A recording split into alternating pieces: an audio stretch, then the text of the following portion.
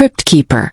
I firmly believe in ghosts, though I'm inclined to believe that the ghost phenomenon is probably many different types of experiences, many of them having nothing to do with life after death, that are as yet not scientifically studied, hence mysterious. I prefer to believe that the following experience of mine may be explainable as something that could have arisen in my own imagination, and then been given life by my own fear, but I honestly think I could not have created this. I'm disguising the location and the ghost's identity simply because I'm trying to preserve my own anonymity. My spouse and I went to a large, posh lighting store to find the fixtures for our remodeled kitchen.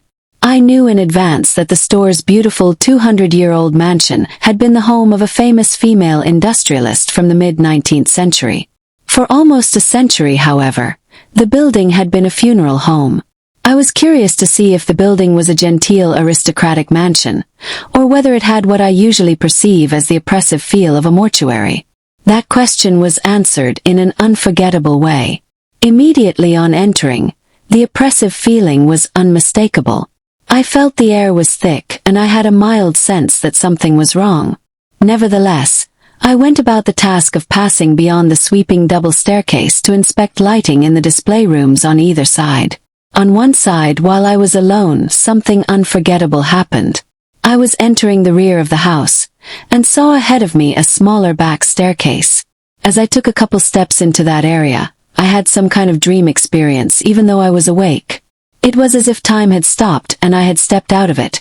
I saw a bizarre-looking man, dressed in something that looked like Jacob Marley's suit, a 19th century black waistcoat with long tails. He wore an odd black cravat. The fearful part was the face, wrinkled and sunken and leathery. Very old, he looked at me and smiled, displaying over-large yellowed teeth. He had stringy long white hair that went almost to the shoulders, and the hairline was receded practically to the middle of the top of his head, creating a look similar to a comic book character called the Cript keeper. He smiled at me, I think, though those teeth and that skin made the smile menacing. He turned and climbed a few steps. As he turned, I saw two large buttons on the back of his coat. He then turned back and looked at me, again smiling.